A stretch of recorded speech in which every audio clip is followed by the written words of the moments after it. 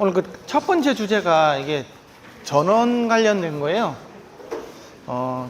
이게 그 오늘 행사의 대주제가 디지털 오디오 커넥티비티잖아요.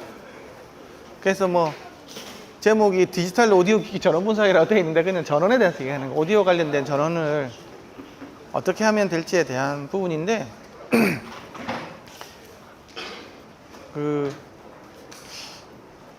여러분들도 뭐 오디오 관심 있으면 뭐 유튜브라도 이런 거 보면 뭐 전원 관련된 기기들 이야기 많잖아요.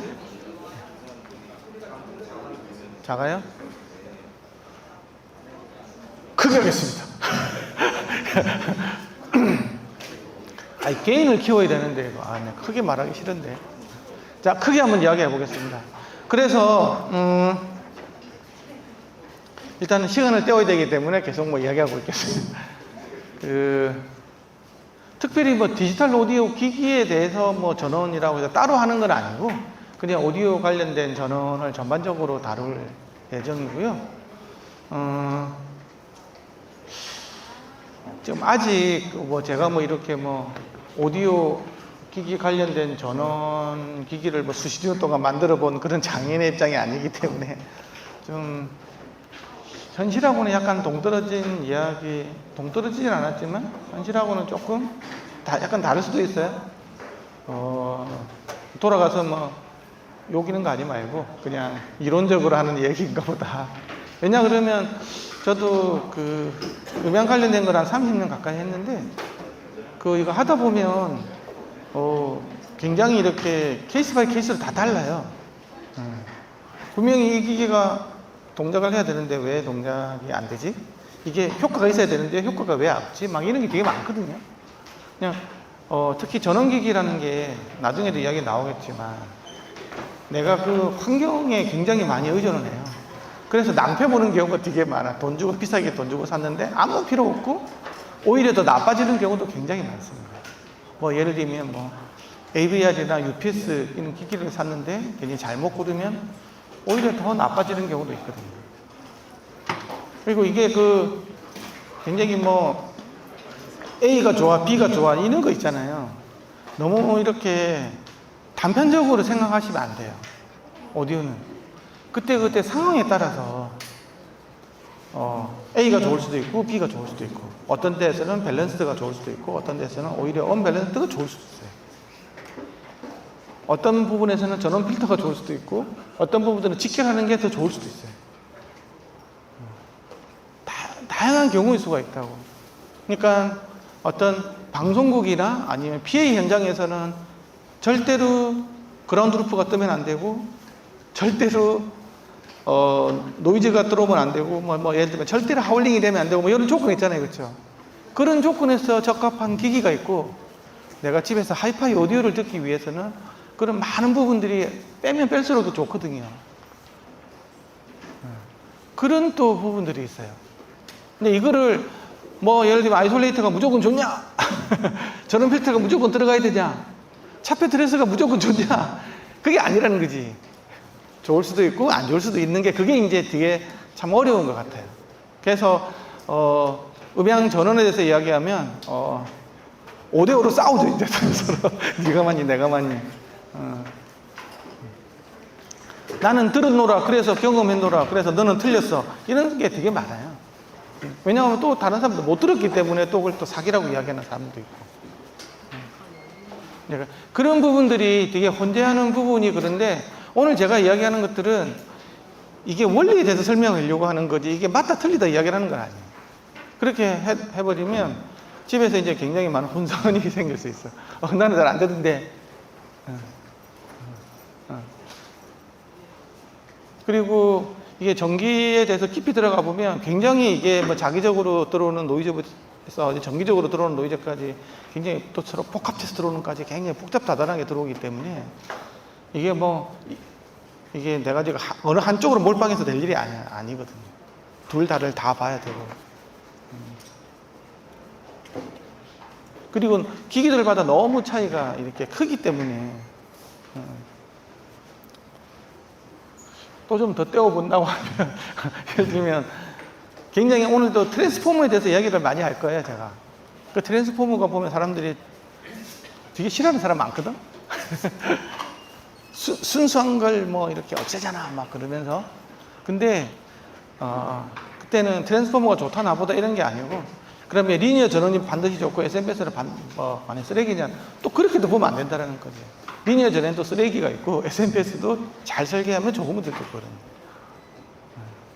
그러니까 원리를 설명해주면 이 원리 속에서 어떻게 하면 좋을 수도 있고 어떻게 하면 나쁠 수도 있겠다는 막 그런 것들을 아시고, 트랜스 같은 경우에도 저는 트랜스를 잘 쓰는 게 굉장히 중요하다고 생각하고, 아까처럼 저기 PA 환경이라든지 방송 환경에서는 그라운드 루프 뜨면 크게 나는 거 아니고 소리가 험노이 뜨면, 그쵸? 방송하고 있는데 소리 나오면 막, 그쵸?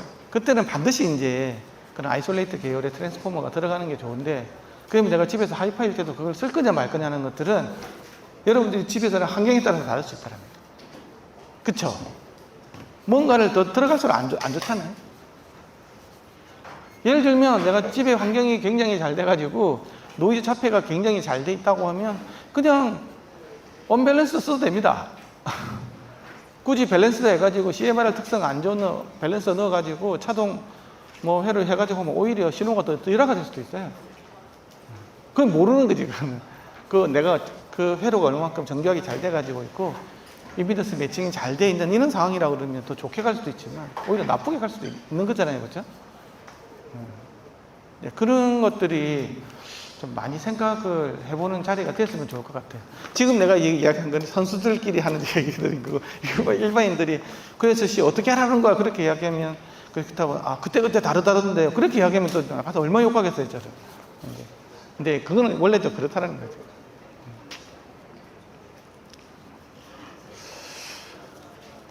또 무슨 이야기를 할까? 이게 다 들어왔습니까? 아직 다 못 들어왔죠? 내가 보니까 50분쯤에 시작해야 될 것 같은데. 예? 한참 남았구나. 강의 다 했다 치고 뭐 질문 사항이 있으니까 전개에 대해서.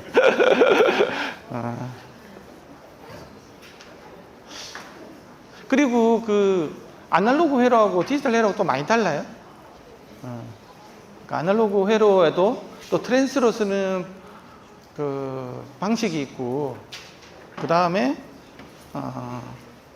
디지털은 그 기본적으로 임피던스 매칭이 돼야 되기 때문에 보통 이제 트랜스포머를 다 쓰거든요. 매칭 트랜스포머 개념을 쓰고 이제 샤시 접지하고 안에 신호 접지를 분리시키죠. 플로팅으로 하니까. 그래서 굉장히 좀 유리한 부분이 있는데 반해서 아날로그도 뭐 초기에는 트랜스 방식으로 했지만 요즘도 오펜프 방식을 하지 않습니까? 그렇죠?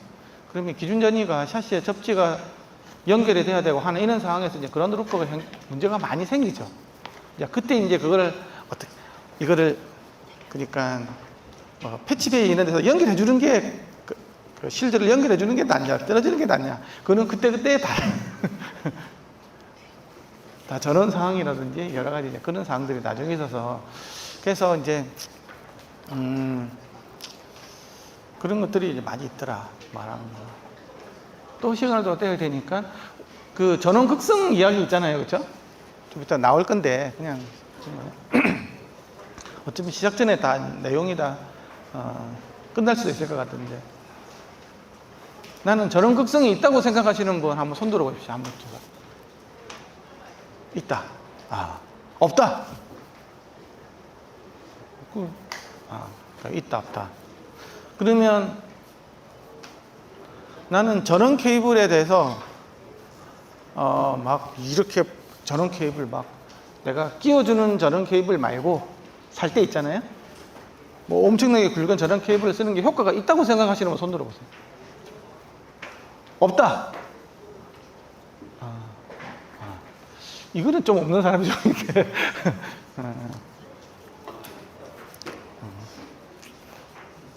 또 뭐가 있을까? 더 재미있는 거.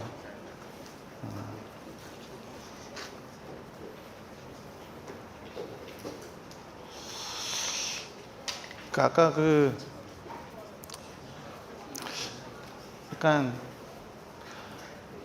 그리고 이제 나중에 이제 디지털 통신에 대해서 이야기가 있는데요. 디지털 오디오 통신하고 우리가 일반적으로 얘기하는 디지털 통신하고는 이게 많이 달라요. 사람들이 이제 학교에서 통신공학 시간에 배운, 아니면 어디서 인터넷에서 누가 통신공학에서 이야기를 하는 디지털 통신은 깨지면 새로 보내고, 그쵸? 에러 체크를 해서 새로 보내고, 완전 무결할 때 내보내고 해서 컨트롤 C, 컨트롤 V가 될 거라고 일반적으로 생각을 하잖아요. 그쵸? 그 스트리밍 오디오에서는 그렇겠죠. 버퍼를 해서 에러 체크를 해서 다 이렇게 받은 다음에, 그 다음에 이제 플레이가 시작되면 데이터는 무결하겠죠. 그렇죠? 근데 우리가 아는 디지털 오디오 통신은 그렇게 통신을 안 합니다. 실시간성이 있기 때문에. 그건 이소크로노스라고 그러는데, 그래서 적당한 버퍼 이내에서는 모르겠지만 그걸 벗어나는 순간에 에러가 생기면 그냥 내보내야 돼요. 그래서 실제로 이제 공연하다 보면 굉장히 많은 디지털 오디오 관련된 에러가 내재된 상태에서 이렇게 신호가 나가는 거예요. 그래서 지금은 워낙에 이제 그 고속으로 돼 있는 이더넷 기반으로 돼 있는 단테라든지 이런 걸 기반으로 돼 있는 AVB 라베너 이런 것 쪽에서 하고 있는 것 같은 경우에는 이제 믹싱 콘솔에서 이더넷에서 실제로 얼마나 깨지는지를 보여주죠. 처음에는 파랗게 돼 있다가 어느 순간이니까 노랗게 돼 있어가지고, 아니 빨갛게 올라가면 이제 막 식은땀이 줄줄줄 나죠. 실제로 엄청 깨지거든요. 실제는 그게 이제 보여주니까 이제 아는 거지. 이더넷 케이블이 굉장히 중요한 거구나. 근데 사람들이 디지털은 1과 0이기 때문에 완벽하거나 아니면 소리가 안 나거나 이렇게 생각하는데 전혀 그렇지가 않아요. 그 중간이 굉장히 많은 저음이 이상해지고 고음의 레이어가 바뀌고 이런 것들이 다 있습니다, 디지털에. 그러다가 이제 어쩌다가 한 번씩 이제 소리가 좀 이상하네 하다가 이제 틱 하고 이런 것들이 들리기 시작하다가 나중에 아예 너무 많이 깨지면서 통신 자체가 안 되죠. 그러니까 그런 굉장히 복잡다단한 과정들이 있는데, 그러니까 아주 어중까지 알 때 있잖아요. 오늘 우리가 디지털 오디오에서 이야기하는데 디지털을 정확하게 이해를 하려면 굉장히 어려워요. 실제 나타나는 현상을 정확하게 이야기하는 너무너무 어려운데, 이제 유튜브에서 이제 이야기하는 사람들 너무나도 그게 간단하게 그냥 자기가 아는 지식 한도 내에서 그냥 막 시원시원하게 이야기를 하니까 이게 이제 문제가 많아요. 그게 사람들은 진실인 줄 알고 실제로는 굉장히 복잡한 문제들이 많습니다. 또 한 번 이야기를 한번 해볼까요? 내가 비트 퍼펙트하게 있잖아요. 하나도 무결 없이 컨트롤 C 프로그램으로 해가지고 그 스트리머로 가지고 디지털 데이터를 딱 받아서 플레이를 하잖아요. 그렇죠? 그러면 오디오 왜곡이 생기면 안 되잖아. 그래도 음질이 바뀔 수가 있어요. 왜 바뀔까요? 백에 있는 지터 때문에 그래요. 그래서 내가 지금 오늘 이게 주제를 디지털 오디오 크리에이티브에서 전원을 잡은 이유가 굉장히 중요한 이유가 있는데요. 그 디지털 오디오 커넥티비티에서 많은 원인에 대한 제공자가 전기에 갈아졌다는 거예요. 전기가 들어오면 디지털 오디오에 대한 에러들도 많이 생기고요. 음질도 굉장히 많이 나빠지고, 그만큼 디지털 기기라는 머신이라는 게 굉장히 취약하다라는 거예요. 근데 그게 그러면 확 들리고 안 들리는 걸 이렇게까지 가냐?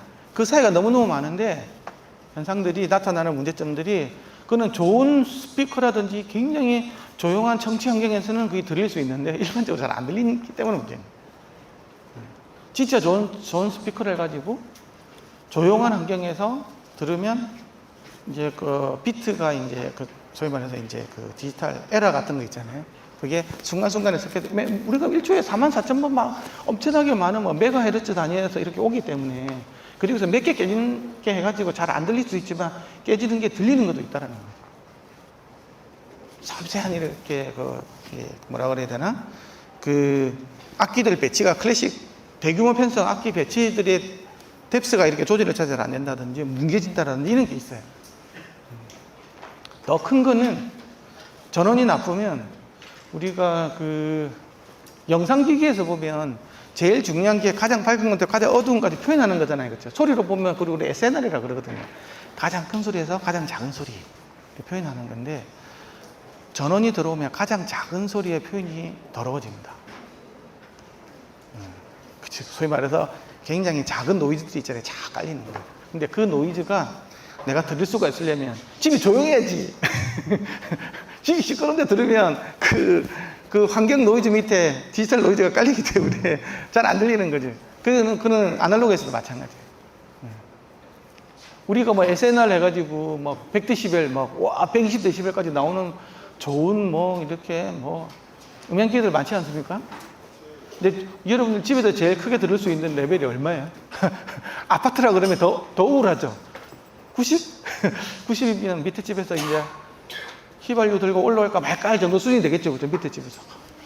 그러면 예를 들면 90이라고 볼게요. 그러면 제일 작은 걸 얼마겠어요? 독서실에서 조용할 때 음악 예를 들면 30dB 정도 되잖아요. 그죠? 90에서 30되면 60이죠. 그럼 60dB, SNR 60만 되더라도 내가 듣는데 아무 문제 없잖아. 근데 90하고 120이 무슨 의미가 있죠? 근데 이제 조용해지면 약간 상황이 달라지겠죠. 근데 실제로 디지털 오디오 이 전원 쪽 본다고 하면 특히 작은 쪽에 대한 것들이 굉장히 많이 다뤄지는 경향이 많아요. 우리가 콘솔도 그렇고 점실도 그렇고 중요한 가치 중에서 하나가 얼마만큼 조용하냐라는 거잖아요. 그쵸? 조용하지 않으면 뭐 작은 소리 표현 자체가 안 되니까. 내가 바이올린 켰을 때 작아지는 이거 있잖아요. 깔리는 이게 표현이 안 된다 그러면 그냥 댄스맨이나 이런 거 들을 때는 문제가 없겠지만 다이나믹 레인지가 큰 음악을 들을 때는 그거 되게 더럽거든요. 작은 소리가 표현이 안 되니까. 콘솔장도 마찬가지 아닙니까? 그래서 제일 크게 신경을 쓰는 게 얼만큼 진동에 대한 차폐를 잘하고 소음에 대한 차폐를 잘할 거냐. 거기 엄청나게 많이 돈이 들어가는 거거든요. 정숙도가 제일 중요하기 때문에. LG에트스타 같은 경우에는 그 밑에 지하철 2호선이 지나갔잖아요. 그거 얼마나 고생을 많이 하겠어요. 그거 절연시킨다고. 피아노 솔로 독주를 연주하는데 조용할 때 구간을 내가 이렇게 표현해야 되는데 지하철 덜컹덜컹 지나가냐. 아니, 다 깨는 거 아닙니까? 그치? 자, 이제 그러면 시작하면 되나요? 이제 다 들어왔습니까? 이야기 좀 해주시겠어요? 다 들어왔는지 안 들어왔는지? 거의 다 들어왔고요. 그러면 3분 뒤에 55분에 시작하는 걸로 하겠습니다. 이 정도는 거.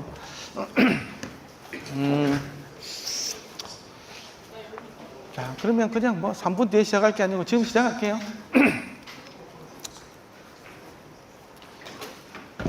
정식으로 시작하기 위해서. 반갑습니다. 저는 오늘 2025 디지털 오디오 커넥티비티에서 첫 번째 강의를 맡은 디지털 오디오 기기 전원 분석 편의 강의를 맡은 이신현이라고 합니다. 반갑습니다. 좀 전에 이야기했던 건 없던 걸로 생각하시고 지금부터 이제 시작하는 걸로 생각하시면 될 것 같습니다. 제 주제가 디지털 오디오 기기 전원 분석이고 제가 맡은 시간이 1시간밖에 안 되기 때문에 굉장히 좀 스피드 있게 진행을 하도록 하겠습니다. 이 1시간 동안에 이 전기에 대해서 다 이야기를 한다는 것들은 사실 굉장히 어려워요. 예를 들면 한 주제만 가지고도 1시간 동안을 할 수 있는 부분이기 때문에 여러 가지 현상에 대한 부분들보다는 그 원인이 왜 이게 발생되는지에 대해서 그리고 몇 가지 규칙만 알면요 내가 전기에 대해서 노이즈가 발생한다든지 내가 좀 더 고급 오디오를 위해서 좀 더 큰 소리를 표현할 때 아까 작은 노이즈 있는 부분들을 어떻게 내가 이렇게 좀 더 좋게 해줄 수 있을지에 대해서 좀 더 쉽게 이해할 수 있을 것 같습니다. 목차를 보면요 맨 첫 번째는 전기 음향에 대한 기초 이론에 대해서 설명을 하고요. 이건 중학교 수준 때 다 알 수 있는 거예요. 오음의 법칙 배우셨죠? V는 IR 배웠을 거고 키로협의 전류 법칙. 다른 말로 하면 전화번에서 전류가 흐르기 시작하면 반드시 귀환을 해서 다시 전원 쪽으로 돌아와야 되는 거 있잖아요. 그래서 루프가 형성돼야 되는 거죠. 그렇죠? 귀환 회로가 회로해야 되는 거예요. 그래서 우리가 회로라고 그러잖아요. 서킷이라는 게 가면 다시 돌아오고 이렇게 순환하는 거잖아요. 그렇죠? 그래서 키로협의 전류 법칙이 있고요. 그 다음에 이제 전자기 유도 법칙은 전류가 흐르면 그 옆에 자기장이 형성이 되고 그 자기장에서 그 옆에 도체가 있으면 다시 또 전기가 또 오르잖아요. 그렇죠? 분명히 전기적으로 본다고 하면 요 도체가 분명히 떨어져 있는데 왜 여기서 전류를 흘리게 되면 여기도 이렇게 전류가 흘러가는 이런 이상이 왜 생길까라는 거예요. 그게 이제 전장의 요동 법칙이하고, 그렇죠? 이제 요 세 개만 이해를 하면 오디오에서 발생되는 많은 문제가 사실 여기서 나와요. 그리고 이제 두 번째로는 이제 전원에 대해서 있잖아요. 우리나라 애들은 다 아는 이야기니까 표준 전원. 220V 모르는 사람 어디 있어? 그 얘기. 근데 집에서 두꺼비 집을 열어봐가지고 거기서 그 전원이 이렇게 뭐 핫이 있고 뭐 콜드가 있고 뭐 라이브가 있고 막 그런 이야기를 하잖아요. 그리고 또 그라운드라는 게 있어. 이게 도대체 왜 일어나는 거야 이게? 그리고 집에서 그냥 오디오 하는 사람들이 그냥 막 접지봉을 막 박습니다. 집에다가. 나는 오디오쟁이라 그러면 적어도 접지봉 하나 바꿔줘야 되고 전봇대 하나 세워줘야 되고 이렇게 생각하잖아요. 이제 그런 행위를 왜 하게 되고 그럴 때 위험성이 뭔지에 대한 이야기들이 나오고요. 그 다음에 전원의 종류, 리니어 전원하고 그 다음에 스위칭 전원, 우리가 SMPS라고 하죠. 거기에 대해서 이야기를 하고 이 전기에 관련된 극성에 대해서 이야기를 할 거예요. 그러니까 전기의 극성은 있다. 그런데 무시해도 될 정도가 원래는 돼야 되는데 이론적으로는 무시해도 되지만 실질계에서는 무시하면 안 된다는 거예요. 내가 아까 이야기했죠. 좀 더 나은 노이즈를 줄이기 위해서는, 더 작은 소리를 잘 표현하기 위해서는 극성을 맞춰줄수록 유리하다. 아시겠어요? 안 맞춰준다고 해서 문제가 생기냐? 전혀 없다. 맡긴 사람은 아주 행복하다. 뭐 그런 별 걱정 안 해도 됩니다. 하지만 내가 더 좋은 소리를 듣고 싶다고 할 때는 극성을 맞춰주면 좋다. 그렇다고 해서 이 극성을 맞춰준다고 해서 오디오 퀄리티가 결정적으로 반드시 좋아지냐? 그렇지는 또 않다라는 거예요. 좋아지는 기기도 있고 별로 필요 없는 기기도 있어요. 그게 이제 다 다르다라는 거죠. 케이스 바이 케이스. 다음에 이제 음향기기 연결인데요. 갑자기 왜 전원에서 왜 음향기기 연결을 다룹니까?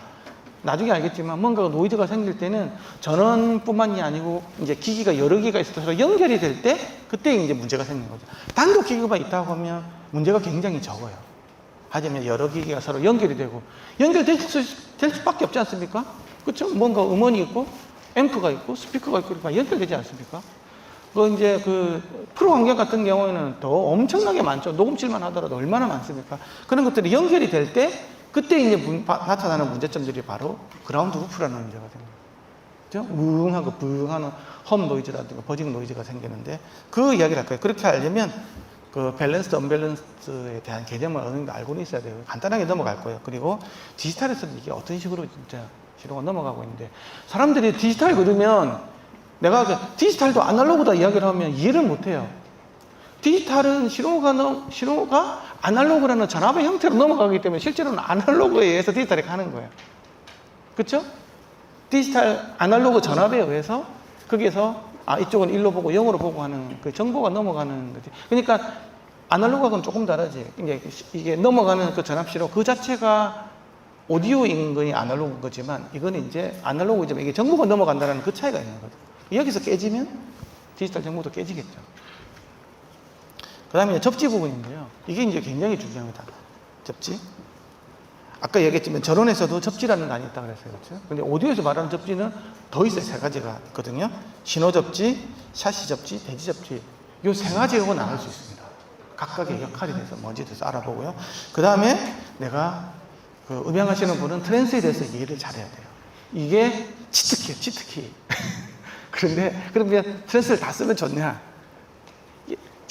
그게 아니에요. 그리고 트랜스가 종류가 굉장히 다양합니다. 펄스 트랜스도 있고요, 라인 트랜스도 있고요, 차폐 트랜스도 있고요, 뭐 단상, 뭐 복권, 단권, 다양한 종류 형태의 트랜스가 있습니다. 그러니까 그게 다 다르다는 거죠. 트랜스폼에 대해서 알아보고 이게 왜 훌륭한지, 그렇죠? 그 다음에 이제 전원 노이즈에 대한 저감 방안이 있는데요.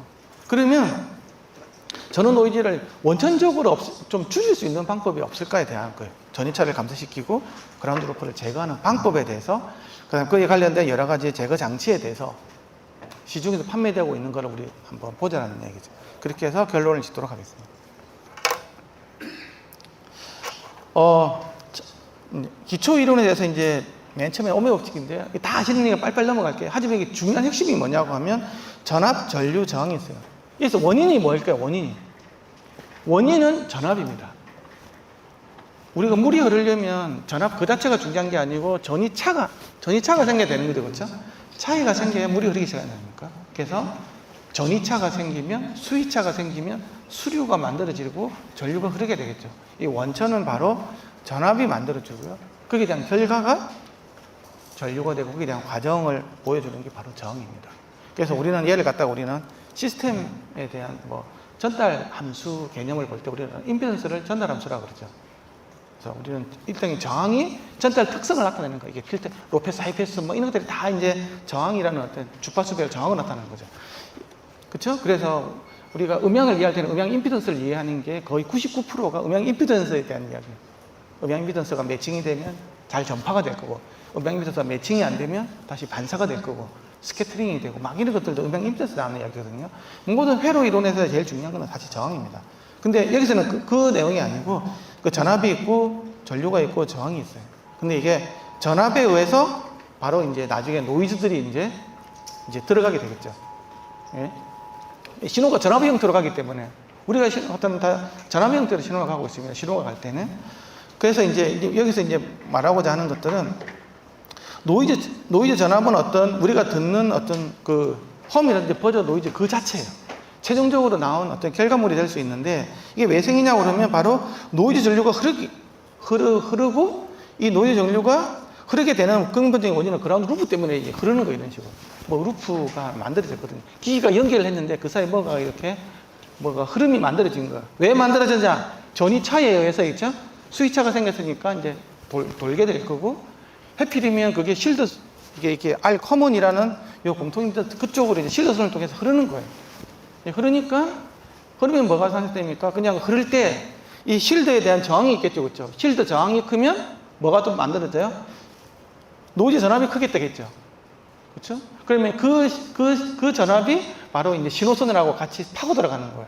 신호선에는 아름다운 신호만 있어야 되는데, 이렇게 있어야 되는데, 그라운드 루프에서 만들어진 전류가 흐르게 되고, 그게 또 실드 저항이 아주 0ohm이었다.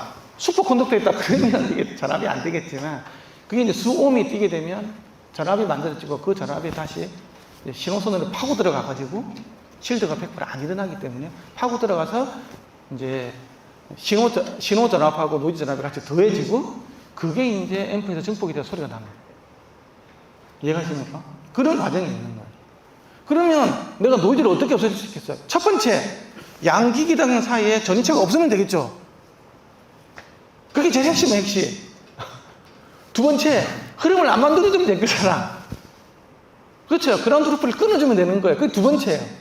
세 번째, 흐르더라도 안 타고 들어가면 될 거잖아. 실드를 확실하게 시켜주면 되는 거예요. 그러면 원천을 제거하는 게 제일 쉽다고. 전이차를 안 만들고요. 루프를 안 생기게끔 하고 설령 돌더라도 안 들어가게끔 하는데 첫 번째는 전이차가 안 생기게끔 하는 게 제일 좋은데 그게 굉장히 어려운 거예요. 돈이 엄청 들어가는 거예요. 그럼 집에 전기공사를 새로 해야 됩니다. 그런 이유가 생기는 거예요. 이제 어쨌든 원인은 전이차가 생기고 전이차가 생기더라도 생기는데 기기가 연결이 되고 실드 전류에 따라서 뱅뱅뱅뱅 이렇게 루프 전류가 흐르게 되고 그 다음에 실드 저항이 또 높아가지고 이게 전압이 노이즈 전압이 커지게 되고 해필이면 그게 또 안에 신호선으로 치고 들어가가지고 신호 전압하고 같이 더해서 나오는 현상이다. 그것만 이해하면 오늘 이야기하는 거야 80% 이야기가 끝납니다.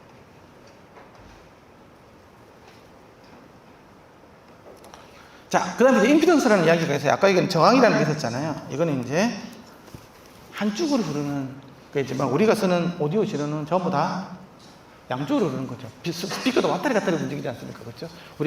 우리가 사는 음향이라는 것들은 압력의 교란이기 때문에 교란은 다 교류예요, 교류.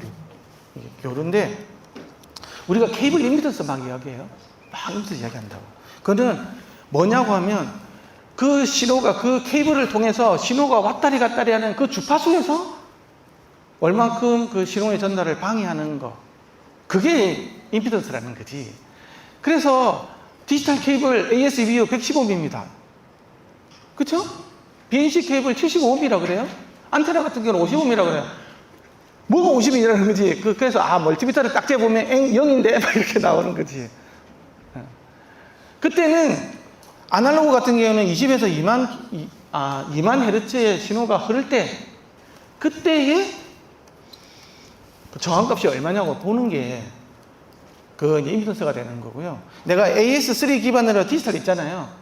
뭐 ASBU라든지 SPDIF라든지 AS3 어떤 기반의 이런 것들 같은 경우에는 보통 6MHz에서 24MHz로 이렇게 신호가 이렇게 왔다 갔다 하고 있거든요. 그때의 저항이 얼마냐? ASBU는 115이 나와요. 사각파가 24메가 정도로 이렇게 막 왔다 갔다 할 때 그때의 저항이 115이 나와야 되고 그때의 저항이 75이 나와야 되고 USB는 95이 나와야 되고 다 다른 거예요, 그 기준이.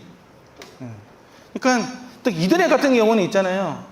이더넷이 아마 100옴인가? 이더넷이 100옴인가?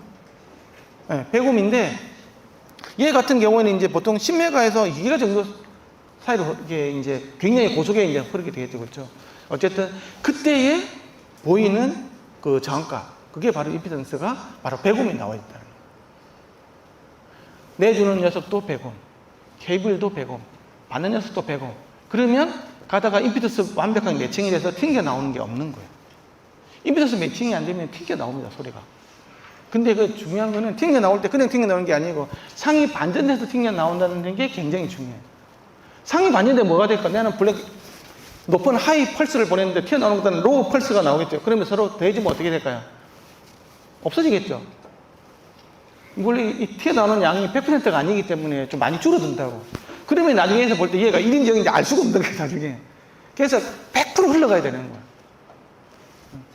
그러면 여러분들이 지금 이런 만약에 많은 디지털 기기들 보면 대부분 이런 거를 염두에 두고 아웃풋 단, 인풋 단에 그러니까 115mm인지 105mm인지 75mm에 대한 트랜스로 되어 있는 임피던스 매칭 회로가 반드시 들어가 있습니다. 그런데 그 케이블 있잖아요. 여러분들 산 케이블 있잖아요. 디지털 케이블, ASB 케이블이 115mm 한번 재봤습니까? 안 돼요, 그게. 아닌 게 되게 많아. 그거는 오후 2시 시간에 다시 또 이야기할 거기 때문에 빨리 넘어가도록 하겠습니다. 이제 그런 것들이고요. 그 다음에 이제 그 임피던스를 규정하는 것 중에서 중요한 게 이제 커패시턴스, 인덕턴스라는 게 있는데, 커패시턴스 같은 경우에는 케이블 임피던스의 핵심이 되는 거예요. 그래서 쉴드하고 안에 있는 신호선하고 둘 사이 간격이 있잖아요. 그 사이 유전체 있잖아요. 유전체가 물성이 뭐고 둘 사이의 간격이 어떻게 되는지가 바로 커패시턴스를 정하고, 그것 때문에 아까 대부분들이 이게 115mm냐, 95mm냐, 75mm를 다 정해집니다. 인덕턴스는 콜리를 꼽아놓은 거죠, 그렇죠? 이거는 기본적으로 로페스 필터로서 작용을 하고, 이게 내가 뭔가를 확 흐르려고 할 때, 급작스럽게 막 흐르려고 할 때 자기장을 형성해서 그러면 순간적으로 방해하는 성질이 되겠죠. 그래서 고주파수는 순간적으로 확 막아요. 그래서 저주파수만 흐르고 고주파수는 막고 하고, 그리고 90도 위상차가 전압하고 전류 사이에 전류가 더 늦게 흐르는 거예요. 일단 전압으로 블로킹 시키고 그 다음에 전류가 흐르기 때문에 전압하고 전류는 90도 위상차가 생겨요. 근데 중요한 건 뭐냐고 하면, 이런 코일 계통, 인덕터, 트랜스도 뭔가 쓰면 문제가 뭐냐? 이게 전압이 강하게 생긴다는 거예요. 안 할 때보다 조금 전압이 떨어져. 내가 뭔가를 신호의 특성을 좋게 하기 위해서는 뭔가 희생이 못해야 되는 게 바로 뭐냐고 하면 전압이 좀 약하게 된다는 거예요. 여러분, EMI 필터니 이렇게 해가지고 코일 쓰고 콘덴서 막 쓰지 않습니까? 그렇죠? 그거 들어가 보면 보통 4-5V는 확 떨어집니다. 220V가 안 들어가고. 여러분들 녹음실에 쓰는 굉장히 많은 순차 전원 공급 장치, 전원 필터 이런 것들 보면 여기서 꼽을 때 하고 거기서 보십시오. 한 4-5dB, 3-4dB 정도 쑥 떨어집니다. 그렇게 해도 된다고 하면 쓰면 되는데, 굳이 내가 대전력이 필요한 것들은 그런 필터가 필요가 없을 수도 있어요. 이제 그런 것들에 대해서 좀 알아두시면 좋다. 그리고 이제 킬로피 전류 법칙인데요. 전류는 반드시 완전한 회로를 형성하여 그 근원지로 돌아간다. 이걸 알아야 돼. 어디서 갔다가 다 끊어치면, 우리가 이렇게 이제 가고 나면 반드시 근원지를 전화번호로 다시 돌아와가지고 이 하나 서킷을 회로를 갖다 만들어줘야 돼요. 요것만 알면 돼. 그럼 내가 접지봉 있잖아요. 한 볼에 땅에다가 이게 확 접지봉을 박는 게 이게 무슨 행위인지에 대해서 좀 알려주겠어요. 흙이 있잖아요. 흙이 도체예요, 부도체예요? 부도체죠. 그렇죠? 땅에다 확 박는다고 해가지고 연결이 되지 않습니다. 그냥 박는 것 뿐이에요. 그냥 박는 거. 그런데 이제, 그러면 이게 전기가 통합니까? 또 통해요. 왜 통하냐? 수분도 있고, 하지만 굉장히 저항이 한 수십 옴 정도로 나온다는 거예요. 실제로 흙 자체로 보면 킬로옴 정도가 되는 굉장히 부도체지만, 그리고, 그럼 우리 내 아파트에 그러면 내가 가정집에 이렇게 확 박아 놓으면 문제가, 실제로 그렇게 저항이 크면 문제가 되는 거 아닙니까? 이렇게 생각할 수도 있는데, 실제로 또 파이프들이 또 이렇게 많이, 땅속에 많이 돌아다니지 않습니까? 도시 같은 경우에는. 그래서 실제로는, 저항이 굉장히 실질상은 많이 적죠. 하지만, 땅이라는 게 부도체라는 걸 알고 있어요.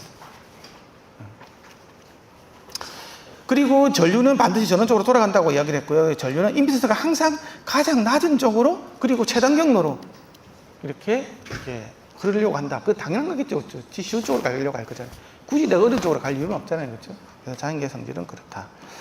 그리고 이제 전자기 유도 법칙인데, 아까 얘기했지만 이렇게 전류가 흐르면 자기장이 형성이 되고, 여기에 있는 또 도체에서는 다시 또 자기장이 다시 또 전류를, 유도 전류를 받는다. 이런 거예요.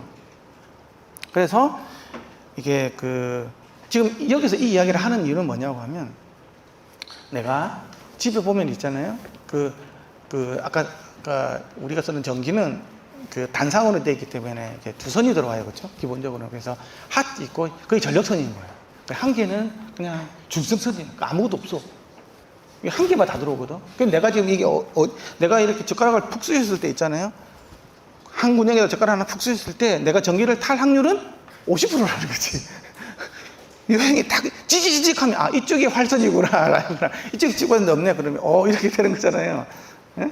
그런데 재밌는 거는, 분명히 내가 두꺼비 집이 있는 그쪽에서 이제 뉴트럴하고 반드시 그라운드는 본능이 돼서 이제 거기서부터 나오기 시작해요.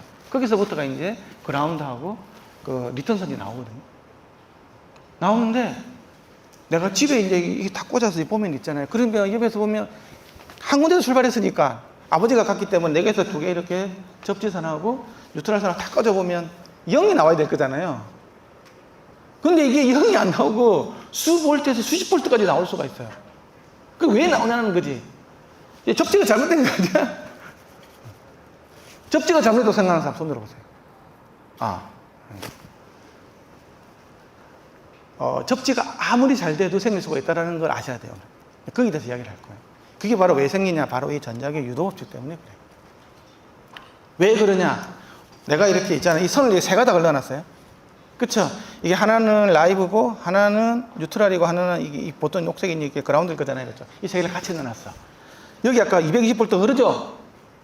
이거 리턴이니까 1로 흐를 때는 이게 L이 1로 흐를 때는 N은 이렇게 되겠죠. 그렇죠? 어쨌든 여기는 굉장히 강한 220V, 굉장히 큰 10mA 이렇게 막 있는 것들이 막 흐르고 있는 상황이라고. 그러면 그 앞에 자기장이 엄청 생기겠죠. 그럼 이게 어디 타고 들어간다? 그라운드로 유기가 돼요.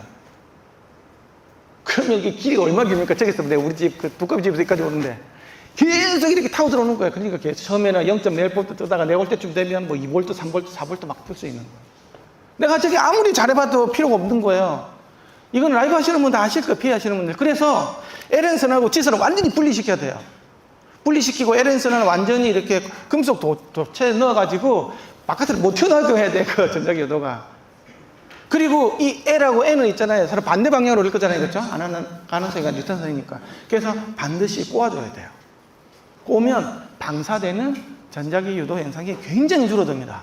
그거 하나만으로.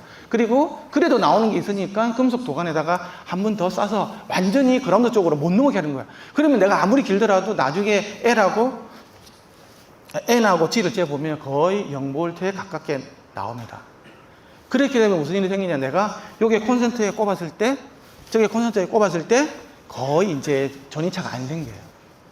근데 지금 여기 이렇게 꼽을 때 이게 두 개 꼽으니까 2V고 저 보니까 3V고 이럴 수 있거든요. 그럼 왜 그럴까요? 바로 넘어가면서 있잖아요. 전자기 유도에서 이제 활선에서 저쪽으로 넘어가 있는 거예요. 그라운드 쪽으로. 그거를 잘 해주셔야 됩니다. 공사를 할 때. 제가 재작년에 집을 지을 때 이렇게 하니까 좋더라고요.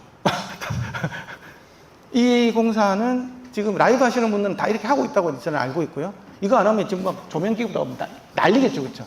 전기가 아주 더러워지니까. 그러니까 이런 걸 통해서 소위 말해서 기기가 연결될 때 아예 그 전자교도가 안 생기면 전기차가 안 생기겠죠. 전기차가 안 생기면 그라운드 루프 자체도 안 생기겠지. 아니면 줄어들겠지. 안 생기진 않아. 작게라도 생기니까 엄청나게 많이 줄일 수 있다고. 여기서부터 이제 내가 노이즈를 줄이는 첫 발걸음이 시작되는 거예요. 그래서 전원성 꽂기가 굉장히 중요하고 금속 간내 배선이 굉장히 중요하다. 이해가십니까? 우리나라 표준 전원이에요. 220V고 이번에 그 6월 13일에 시행해서 6%에서 10% 좀 더 범위가 넓어졌다고 이렇게 이야기가 있어요. 예. 뭐 태양광 발전 뭐 이런 거에서 뭐 오늘 그쪽이 편차가 커서 그것까지 수용하기 위해서 더 넓어졌다 그래요. 10% 돼서 198에서 240회까지 이 정도 범위에서 이루어져요.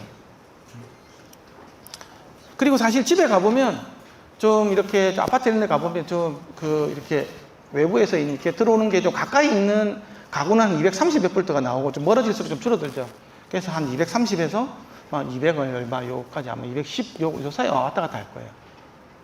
우리는 220인데 왜 230이 나옵니까? 그건 이상한 게 아니에요.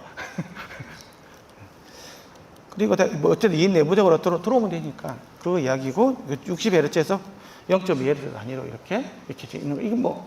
이건 대충 아는 이야기인 거고. 그래서 이제 나라들별로 50Hz의 나라도 있고 60Hz의 나라도 있어요. 지금 디지털 기기에서는 큰 의미는 없어요. 근데 이제 아날로그 기기에서 모터가 돌아간다 이런 거 할 때는 주파수 맞추는 것도 굉장히 중요하죠. 어쨌든 뭐 이런 것들이 있다. 그래서 아까 이야기를 했지만 이게 한계는 있잖아요. 기준이 되는 거고 리턴선이 되는 거예요. 귀환 경로가 되는 거고 여기에 이제 활성이 되는 거지. 이게 이제 바로 라이브라고 핫이라고 돼요. 그리고 이 N 이게 이제 뉴트럴 선이고 이거는 전류에 대한 귀환 경로가 되는 거다. 돌아오는 경로. 들어간 만큼 당연히 나와야 되겠죠, 그렇죠? 새는 게 없으면, 그렇죠? 새는 게 있으면 어떻게 될까요? 어제 샜다라는 게 그러면 바로 차단을 시켜야 되겠죠. 사고가 나는 거죠. 그게 누전 차단기예요. 전기가 어디서 리키지가 생긴 거를 차단해서 30mA인가 어쨌든 그 이상의 누전이 되면 바로 차단시켜야죠. 그러면 뭔가 사고가 난 거예요, 지금. 그 누전 차단기 원리인 거지. 그러면 내가 내준 거 있잖아요. 그게 그대로 다시 나와야 될 거잖아요. 그쵸? 내가 항상 그 양을 모니터링 하면서 30mA가 차이가 났을 때 내가 딱 끊어줘야 되기 때문에. 사고가 생기고, 사람이 죽을 수도 있고, 불이 날 수 있는 그런 상황이기 때문에. 그쵸? 그런데 만약에 이 흐르는 경로를 딴 데다가 흐르도록 했다고 생각해봐요. 접지를 해가지고. 그럼 땅으로 흘릴 수도 있잖아요. 근데 땅도 아까 저항이 그렇게 크질 않다고 그랬잖아요. 아파트 같은 경우는 더 그렇겠죠. 왜냐면 내가 오대공사한다고 해가지고 파이프나 아니면 도시가스가 연결한다고 그러면 거의 도천이니까 다 그럴 거잖아요. 그렇죠? 그렇게 된다고 딴 데로 올라간다고 그러면 이게 누전 차단기가 동작이 안 될 수도 있겠죠. 그러면 집에 불 나고 난리도 아닐 수도 있다고.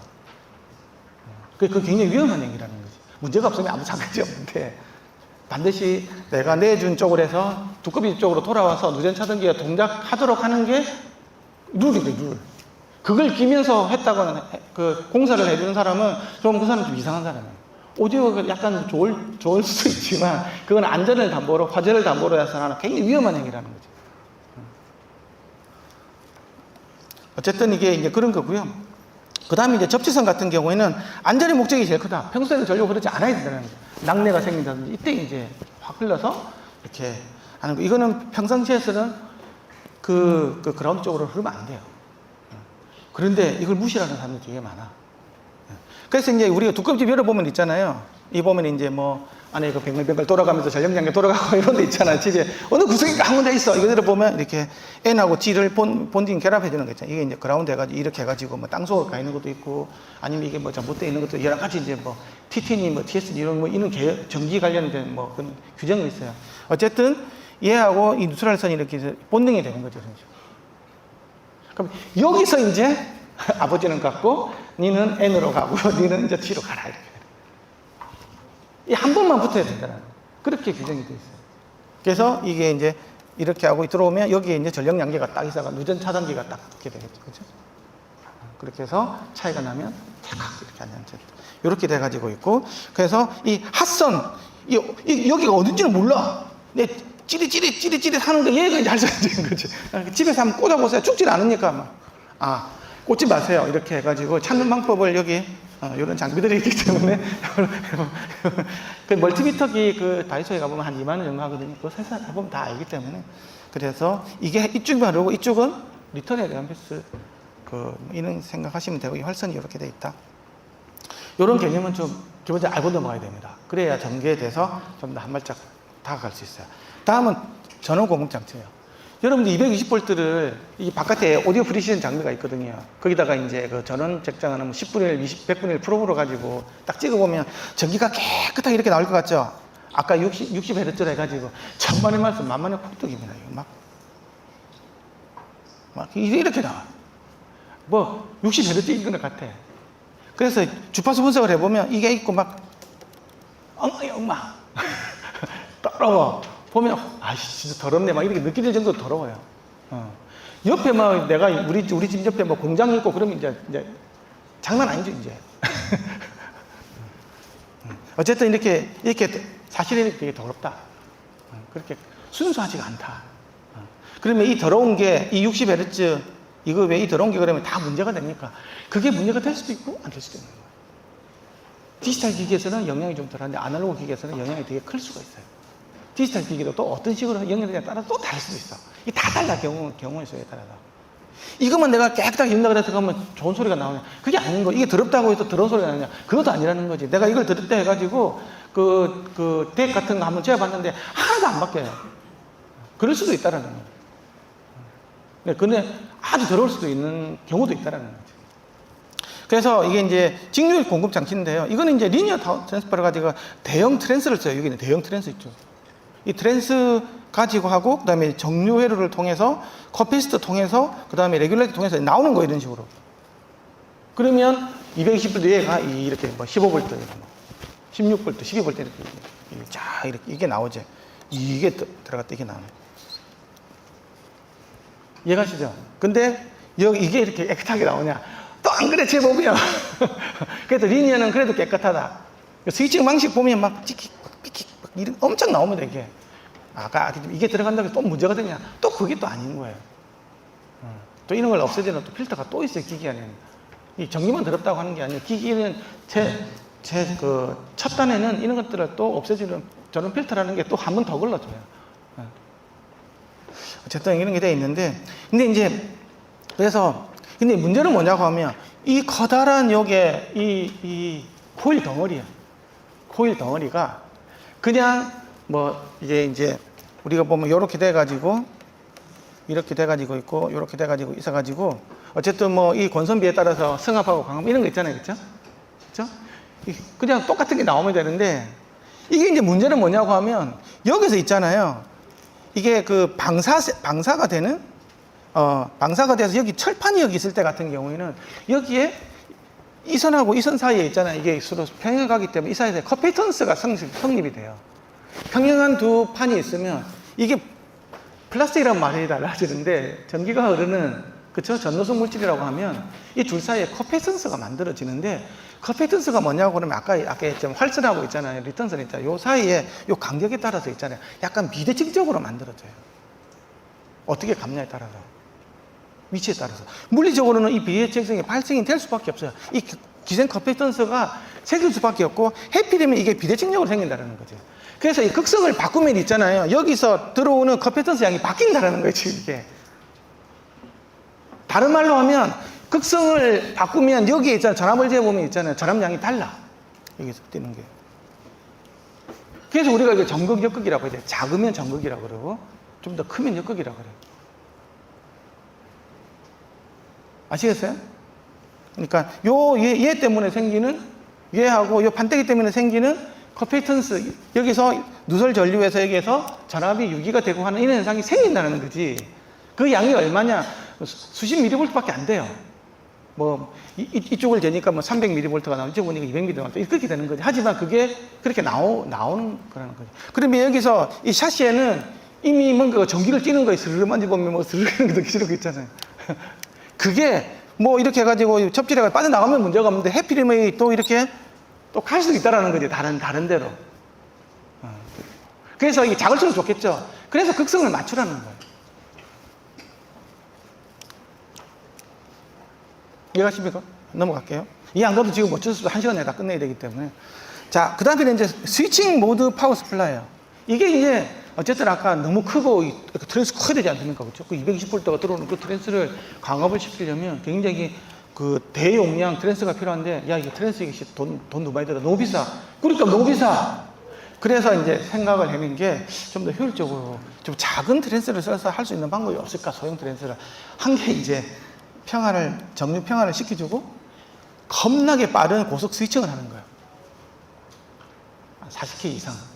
스위칭을 해서 전력에 뺏들어가지고, 이는 굉장히 이제 이게 그 고전압이겠죠. 이 스위칭을 해가지고, 이게 직류인데 이걸 갖다가 전력 FT에서 스위칭을 한 다음에 정확하게 하기 위해서 PWM 제어도 들어가고 이렇게 해서 이제 다시 이제 이게 이제 고속으로 되기 때문에 트랜스를 좀 작게 써도 돼요. 그래서 이제 강압을 시켜가지고 다시 정류평을 쓰는 방식이에요. 보니까 되게 복잡한데 실제로는 비용은 훨씬 적게 들어. 왜? 트랜스가 워낙 작게 써도 되기 때문에. 뭐 이거 PWM 제어하기 위해서 뭐 회로도 들어가고 별게 다 있어요. 어쨌든 근데 중요한 게 뭐냐고 하면 고속 스위칭을 한다는 거예요. 스위칭을 하기 때문에 굉장히 전력 소모량도 확 줄일 수 있어요. 많이 줄일 수 있는, 다른 말로 열이 적게 난다는 거지. 이렇게 돼가지고 있는데, 그래서 효율이 매우 좋고 매우 가볍고 작게 만들 수 있다. 그래서 우리가 쓰는 게 다 이게 다 있는 거지. 그렇죠? 근데 얘 같은 경우는 플라스틱이 되기 때문에 여기서 엄청나게 많은 전자기 파가 나와요. 왜? 스위칭을 한다는 말은, 스위칭을 하는 것들은 급격하게 사각파가 팍팍 되는 거잖아요. 뭔가가 급격하게 바뀐다는 말은 굉장히 고주파수가 있는 거거든. 이렇게 사각파 있잖아요. 사각파. 팍 올라간다는 말은 주파수 분석을 해보면 자자자자 이렇게 가는 거죠. 천천히 바뀌면 이것밖에 없죠. 그렇죠? 근데 뭔가가 급격하게 바뀐다는 말은 굉장히 고주파수가 많아야 된다고. 그래서 이 굉장히 많은 고주파수가 막 사방팔방 날아다닙니다.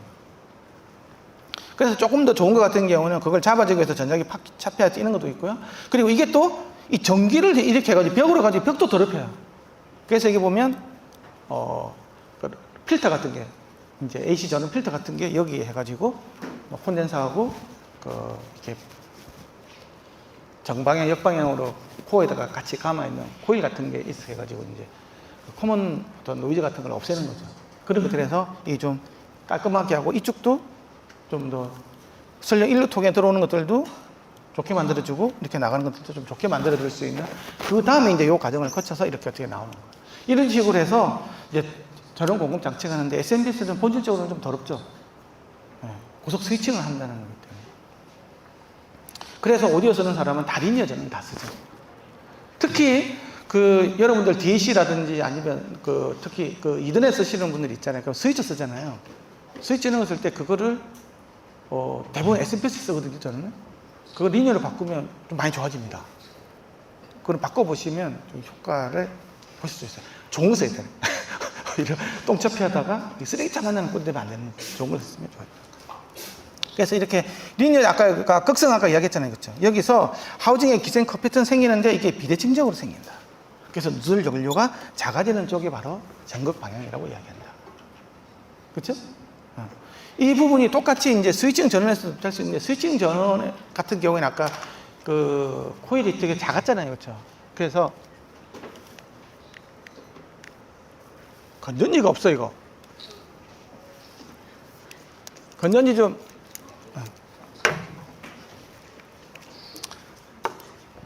크게 하겠습니다. 여기도 또 있거든. 우리는 백업이 있기 때문에 이것도 좀 바꿔주세요. 예. 그래서 이게 아까 SMPS 같은 경우에는 저주파수부터 아까 스위칭을 팍팍 하기 때문에 수 킬로헤르츠까지 있잖아요. 이런 것들이 막 더러운 게 많이 껴요.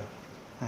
그래서 고주파 부분이 막 혼재돼 가지고 있는데, 그래서 아까 SMPS도 아까 트랜스가 있기 때문에 있잖아요. 똑같이 기생 커패션스 이런 것들 다 문제가 생겨요. 그래서 하지만 좀 적거든요. 그래서 어쨌든 똑같이 해서 그걸 맞춰주면 좋긴 한데, 거기서 뭘 더 봐야 되냐고 하면, 사실 이것보다 더 큰 거는 이 고주파 노이즈들이 되게 많이 생기잖아요. 그렇죠?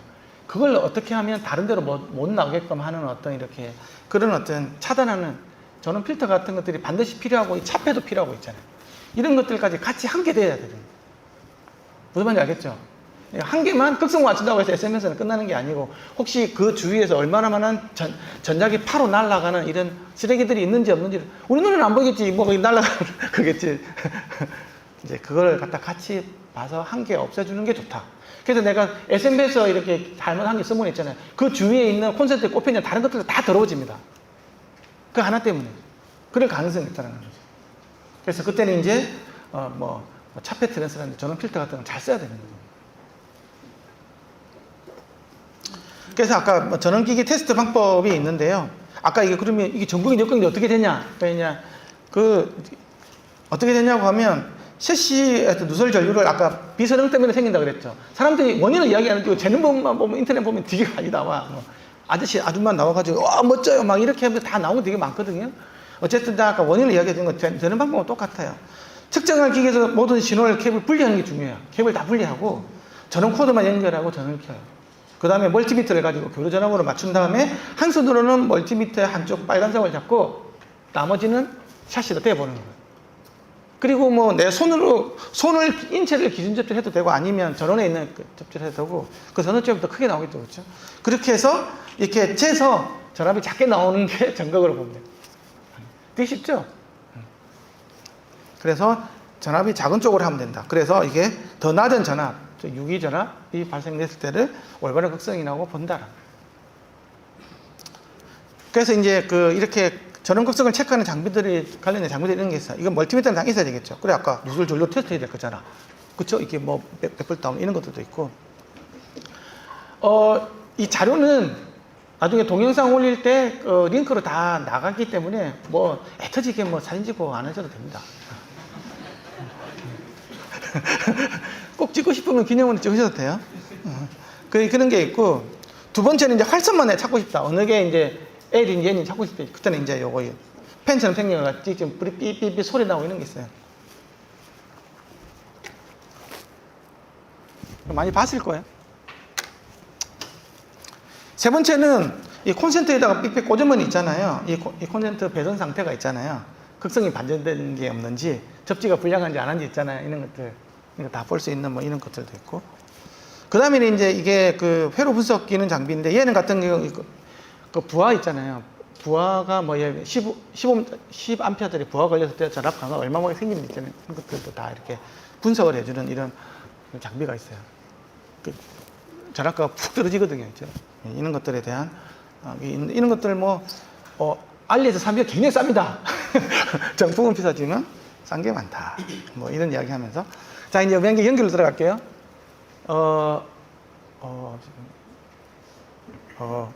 20분 내로 끝내야 됩니다. 자, 연결인데 이제 언밸런스 연결이 있고 있잖아요. 밸런스 연결이 있어요. 우리가 언밸런스도 보면 이제 이렇게 이게 여기서 신호가 가고 이게 리턴이 경로가 되겠죠, 그렇죠? 그리고 근데 이 경로가 뭐로 하냐 그러면 실드까지 같이 해야 되는 거잖아, 그렇죠? 그럼 이 실드가 다 더러워지는 신호가 직접 더러워지는 그런 상황이 생기는 거죠. 이제 여기서 이 신호가 이렇게 예쁜 신호가 가는데 이 노이즈가 들어오면 제동적으로 결과는 이렇게 더럽게 나오는 거예요. 뺄 수가 없어, 그렇죠? 얘 같은 경우에는 사람이 이제 일로 가고 일로 오는 역상 경로를 만들어준 거죠. 상을 뒤집어 만들어준 거예요. 근데 여기서 내가 얘를 받을 때 어떻게 받냐고 하면, 얘를 받을 때 차동 회로를 가지고 빼기 회로를 하는 거야. 그러면 원래는 이게 역상이니까 빼주면 원래는 대줘버리면 없어지는 거고, 이거 대줘버리면 2배가 되는데 여기서 빼는 회로가 있으면 얘는 2배로 커지고 얘는 없어져 버리겠죠, 그렇죠? 똑같은 게 들어오니까. 이런 아주 기특한 생각을 누가 해낸 거야. 1930년대 벨 연구소가 이거 만들어내서. 이게 천재. 어쨌든 그렇게 해서 아주 신호는 2배 뻥튀기 되면서 노이즈는 싹 없어지는 아주 똘똘한 생각을 해낸 거야. 천재. 그리고 이게 아까 얘는 이게 같이 일로 가고 일로 되는 경우에서 얘는 여기로 가고 일로 오고 얘는 그냥 클린한 상태로 남아있는 거죠. 안에가 없다고 한다고, 전이차가 없다고 하면 클린한 상태로 남아있어야 되겠죠. 그리고 얘는 주위에서 오는 이렇게 나쁜 전자기파만 이렇게 머물고 있다가 다시 이렇게 빼버리는, 접지적으로 빼버리는 샤시로 돌아가서 그라운드로 빼주는 역할을 하게 되는 건데, 이거는 이제 동시에 해야 되는 거예요. 본질적으로 이제 어떤 밸런스 연결이 돼야 되는데, 그래서 그러면 여기서 빼줄 때 2가지 방식으로 이제 오펜프를 가지고 차동 정폭기를 가지고 빼줄 수도 있고, 바로 트랜스를 빼줄 수 있는 거예요. 그러니까 트랜스가 좋은 점은 기준 0 전위가 필요해서 센터에서 빼주면 0 전위가 만들어지기 때문에 필요가 없어. 내가 참고를 할 필요가 없는 거예요. 근데 오펜프를 하면 반드시 0 전위가 어디선가 와줘야 돼. 그러면 샷이랑 접촉을 해야 되겠죠. 그라운드하고 접촉이 돼야 된다고. 여기서부터 그라운드 문제가 시작이 됩니다. 얘는 아예 플로팅 되어 있는데 반해서 얘는 연결이 되어 있기 때문에 빙빙 돌 수 있는. 이제 근데 그렇다고 그러면 여기서 그러면 또 해결 방법이 없냐? 있긴 한데 이제 그걸 알고 있어야 되는 거예요. 기본적으로. 그래서 이걸 갖다가 빼줄 수 있는 능력은 본질적으로는 OPMP가 우수해요. 이거는 예를 들면 역상이 만들어지는 있잖아요. 예를 들면 ANC처럼 있잖아요. 완전 상을 아예 없애버리는 자동 정폭기가 굉장히 고속을 해가지고 없앨 수 있기 때문에 쉽지. 그래서 100만 배까지 줄일 수가 있는 거예요. 근데 반해서 트랜스 방식의 경우는 뭐 60dB 정도, 한 1000분의 1 정도 줄일 수 있겠죠. 그쵸? 전화 보내지 나가면. 1V 더라면 1mV 정도까지 줄일 수 있는 거. 이거보다 좀 좋은 것도 있고 그래요. 어쨌든 용수는 줄이면 그럼 이게 다 좋습니까? 그게 또 그렇지가 않아. 왜? 이 영전이가 깨끗할 때만 이 말이 되는 거예요, 얘가. 얘는 그냥 되는데 말해서 이거는 영전이가 이론적인 상황에서 좋아할 때 있잖아요. 이렇게 많이 성능이 좋아졌을 때 잘 만들면 되겠죠. 그래서 뭐 지금은 트랜스 워낙 비싸거든요. 그러니까 비싸지 않습니까? 이제 함치면 되게 잘해야 됩니다. 예, 비싸기 때문에 대부분 OPMP를 사용하는데 어쨌든 지금 이런 분들이 있다는 걸 알고 계시면 좋아요. 근데 디지털 방식은 다 이걸로 씁니다. 지금 여러분들이 아는 디지털, ASView 디지털, SPDIF 디지털은 무조건 전부 다가 그 트랜스 기반이에요. 그 디지털에서 쓰는 트랜스를 펄스 트랜스라고 그래요. 왜냐면 사각 펄스파가 나오기 때문에. 이제 그 다음에는 SCIN이나 스킨이라고 읽으면 안 되고 SCIN이라고 읽어야 된다. 실드 커런트 인듀스 노이즈. 그러니까 이 실드 있잖아요. 실드에서 그냥 흘러서 그냥 있잖아요. 사시로 통해서 그라운드로 빠져버려야 되는데 뭐가 전자기파가 막 들어오면 있잖아요. 얘가 요는 치고 들어가는 거예요. 실드에서 흐르는 커런트가 유기가 된 노이즈가 요 안에 들어가면 이 전압이 형성이 되고 이 전압이 신호전압하고 더해져 가지고 앰프도 뻥튀기 돼서 소리가 나옵니다. 이게 노이즈겠죠, 그렇죠? 그렇게 나오는 게 생긴다는 거예요. 그러면 이걸 없애주려면 어떻게 해야 되냐? 실딩을 잘해주면 되겠지. 겁나게 실딩을 잘해주면 되는 건데, 실드하는 방식이 포일 실드가 있어요. 알루미늄 포일 하나 하는 게 있거든요. 이 면으로 덮어버리니까 면적은 굉장히 넓죠, 그렇죠? 완전히 덮어버리니까 이불 덮어버리잖아요. 그렇게 해서 아주 고주파수에서는 아주 적합한데 반해서 저항이 너무 커. 그래서 이 저항이 너무 커서 있잖아요. 저항이 크다라는 말은 아까 뭐라 그래서 여기서 보면 전류가 흐르면 거기서 유도 전압이 커지겠죠. 저항이 커지니까. 그러면 신호 전압에 더해질 수 있는 가능성이 되게 많아지겠죠. 그렇죠? 100% 차폐 안 된다고 하면. 그래서 이거는 저항이 너무 크기 때문에 그걸 줄이기 위해서 드레인 와이어라는 게 있어요. 여기서 이제 좀 저항을 좀 떨어뜨려 주는 거예요. 하지만 이거는 고주파수 입장에서는 굉장히 차폐를 잘 시키죠. 완전히 덮여주니까. 대신 얘 같은 경우에는 이게 꽃으로 꽂은 거 있잖아요. 직조해가지고 있잖아요. CC를 꽂아서 만들었기 때문에 굉장히 이거는 저항이 적어. 그래서 이제 유도 전압이 굉장히 낮아지겠죠. 그렇죠? 그런 장점인데 반해서 얘는 고주파수에서는 제약인 거야. 고주파수 보면 흉흉흉 비어있어. 이 60%, 80%밖에 안 되거든. 치고 들어갈 수가 있는 거예요. 그래서 100MHz 이상에서는 굉장히 좀 유효한 방식이 모르겠지만, 그래서 제일 좋은 건 뭐냐? 안에는 포일, 바깥에는 이 블레이드를 이중으로 쓰는 거예요. 그러면 완벽하다. 이해가시죠? 그러면 단점이 뭐냐? 비싸다. 뻑뻑하다. 이제 그런 단점입니다. 자, 그래서 디지털 신호를 보낼 때는 아까 AS3가 있다고 그랬어요? 이 프로용 교육이고, 아까 110Ω이라고 했어. 그쵸? 트랜스포머에서 110Ω이 나와. 입출력 다. 그쵸? 기기의 끝점, 이 비기기 시작점이 다 이렇게 110Ω이 돼 있고, 케이블도 110Ω로 가야 되는 거야. 그 다음에 민소형 교육 같은 경우는 75Ω이 언밸런스로 가는 거야. BAC 같은 거 있잖아. 그쵸? 이건 XLR로 가는 거. 그 다음에 SPDIF 같은 경우는 이것도 똑같이 75Ω. 디지털은 다 트랜스포머를 사용하라고 되어 있어요. 매칭 트랜스포머를 무조건 사용한다. 그래, 디지털 전송시 트랜스포머를 사용하는 이유는 일단은 험 노이즈가 응 제거가 돼. 왜냐하면 전기적으로는 차폐가 돼 있죠. 이게 트랜스포머가 되게 웃긴 게 이 전기가 있잖아요. 자기로 바꿔가지고 다시 전기로 하는 거잖아요. 그렇죠? 이거는 뭐라고 하냐고 하면 내가 전기가 있잖아요. 광으로 보내가지고 다시 전기로 오는 거랑 마찬가지예요. 내가 A에서 B로 갔는데 이렇게 블루투스로 받는다 해가지고 그라운드 루프 뜨는 거 봤습니까? 뭐 RF로 일단 바뀌고 나면 자기장으로 바뀌고 나면 뭐 모든 문제가 많이 해결된다고. 약간 그런 비슷한 논리인 거예요, 얘가. 그리고 이게 코일로 되어 있기 때문에 고주파수는 못 보내죠, 그렇죠? 그리고 DC도 못 보낼 거다, 못 들으니까. 그래서 DC도 차폐가 되고 고주파수 노이즈도 차폐가 되고 굉장히 이론적이 많다고. 그래서 일단 이는 홈 노이즈 이런 것들이 루프가 형성이 안 되기 때문에 전기적으로 끊겨지기 때문에 루프 노이즈가 없어지네. 그리고 고주파수도 아까 코일이기 때문에 없어지겠죠, 그렇죠? 많이 저감이 된다고. 그 다음에 DC가 또 제거가 돼요. 그래서 이게 예를 들면 내가 믹싱 콘솔에 뭐 그 아마추어 기기들 확 연결하면 있잖아요. DC 같은 게 확 들어와가지고 있잖아요. 그 인젝터 나가는 경우 많지 않습니까? 뭐 DC 필터가 있으면 되는데, 그죠? DC가 커플링된 이렇게 믹싱 콘솔 같은 경우는 바로 나가버리거든요, 이쪽에. 민수용 기기 잘못 연결해버리면. 방송국에 그런 기능이 되게 많아요. 그래서 반드시 차폐 그 트랜스를 쓰고 결합을 시키죠. 방송국에서 그게 철칙이에요. 어쨌든 이제 그런 것들 DC가 제거된다. 그래서 안전한 연결, 다이렉트 커플 되는 기기가 안전한 연결이 된다. 그리고 그라운드 루프도 제거된다. 왜? 정기적으로 끈게 있으니까. 그렇죠? 그래서 기기장 전인차가 아무리 전인차가 커가지고 그라운드 루프 돌려가지만 여기서 끈게 있는데 뭐 넘어갈 수가 있냐 이게? 그렇죠? 이게 강인하다. 그래서 임피던스 매칭도 되고 신호 레벨도 매칭이 돼요. 이게 턴 양에 따라서 있잖아요. 레벨이 또 바뀌잖아요. 그렇죠? 또 밸런스 입축력, 밸런스를 언밸런스 바꿀 수도 있고 언밸런스를 바꿀 수 있는 거예요. 이런 여러 가지 장점이 많죠. 이 치트키라니까 그런데 이게 다 좋은 겁니까? 이 조그만 거 있잖아요. 이게 되게 더러워 이게 소리고 너무 작으면 특성 진짜 많이 타요. 좋아야 된다는 거죠. 이런 건 작은 것들 많은데 디지털에서는 그래도 펄스 트랜스포머 해가지고 내가 오디오를 보내는 게 아니라 신호를 보내는 거잖아요. 그죠?